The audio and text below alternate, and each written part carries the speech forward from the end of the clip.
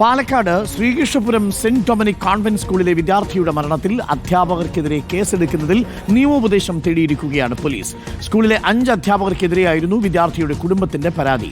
ആത്മഹത്യാ പ്രേരണയ്ക്ക് കൊലക്കുറ്റം ചുമത്തി കേസെടുക്കണമെന്നായിരുന്നു ആവശ്യം.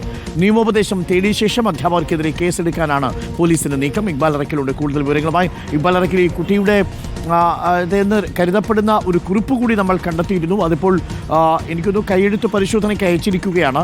അതിൻ്റെ കൂടി ഫലം വന്നതിന് ശേഷമേ തീരുമാനമാവുകയുള്ളൂ.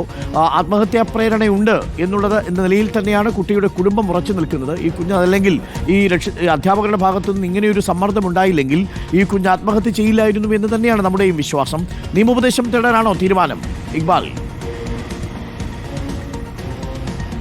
അരുൺകുമാർ, പോലീസ് ആശിർ നന്ദയുടെ മരണവുമായി ബന്ധപ്പെട്ടുള്ള അന്വേഷണം തുടരുകയാണ്. അന്വേഷണത്തിന്റെ ഭാഗമായാണ് ഇപ്പോൾ ഈ ആരോപണവിധേയരായിട്ടുള്ള അധ്യാപകർക്കെതിരെ കേസെടുക്കുന്നതുമായി ബന്ധമുള്ള ഒരു തീരുമാനത്തിലേക്ക് പോലീസ് കടക്കുന്നത്. അത് ആ തീരുമാനം എടുക്കണമെങ്കിൽ ആദ്യം നിയമോപദേശം തേടണം എന്നുള്ളതാണ് പോലീസിന് മുന്നിലുള്ള ഒരു കടമ്പ എന്ന് പറയുന്നത്. ഏതായാലും നിയമോപദേശം തേടിയതിനു ശേഷം ഈ ആരോപണവിധേയരായിട്ടുള്ള 5 അധ്യാപകർക്കെതിരെയും നടപടി സ്വീകരിക്കുമെന്നാണ് ഇപ്പോൾ നാട്ടുകൾ പോലീസ് വ്യക്തമാക്കുകയും ചെയ്തിട്ടുള്ളത്. ഈ ശ്രീകൃഷ്ണപുരം സെന്റ് ഡൊമിനിക്സ് കോൺവെന്റ് സ്കൂളിലെ പ്രിൻസിപ്പളായിട്ടുള്ള ജോയ്സി OP ഉൾപ്പെടെയുള്ള 5 അധ്യാപകരാണ് ഇപ്പോൾ ഈ ആശിർ നന്ദയുടെ മരണവുമായി ബന്ധപ്പെട്ട് ആരോപണ വിധേയരായി രംഗത്തുള്ളത്.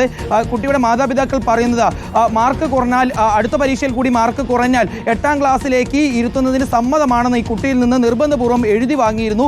അതുകൊണ്ട് തന്നെ ആ കുട്ടിക്ക് വലിയ രീതിയിൽ മാനസിക ബുദ്ധിമുട്ടുകൾ ഉണ്ടാവുകയും അതിനുശേഷമാണ് അന്ന് തന്നെ കുട്ടി ആത്മഹത്യ ചെയ്തെന്ന് രക്ഷിതാക്കൾ പറയുന്നു. DD നടത്തിയിട്ടുള്ള അന്വേഷണത്തിലും ഇത് തെളിഞ്ഞിരുന്നു. ഇതിനെല്ലാം പിന്നാലെയാണ് ഇപ്പോൾ ഈ അധ്യാപകർക്കെതിരെ നടപടി എത്രയും പെട്ടെന്ന് വേണമെന്ന് ആവശ്യപ്പെട്ടുകൊണ്ടുള്ള പ്രതിഷേധങ്ങൾ നടക്കുന്നത്.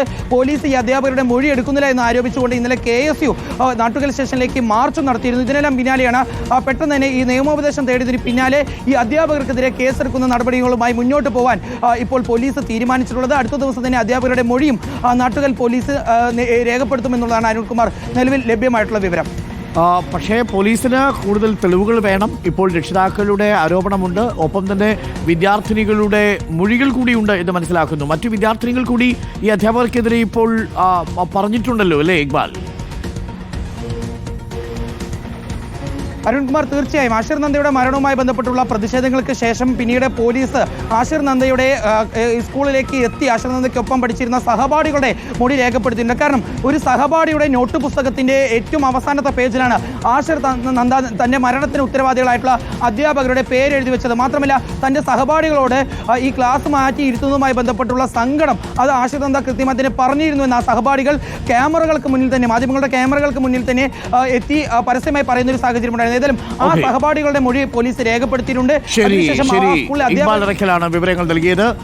പാലക്കാട് ശ്രീകൃഷ്ണപുരം സ്കൂളിലെ കുഞ്ഞിന്റെ ആത്മഹത്യയുമായി ബന്ധപ്പെട്ട് അധ്യാപകർക്കെതിരെ കേസെടുക്കണമോ എന്ന വിഷയത്തിൽ നിയമോപദേശം തേടിയിരിക്കുകയാണ് പോലീസ്.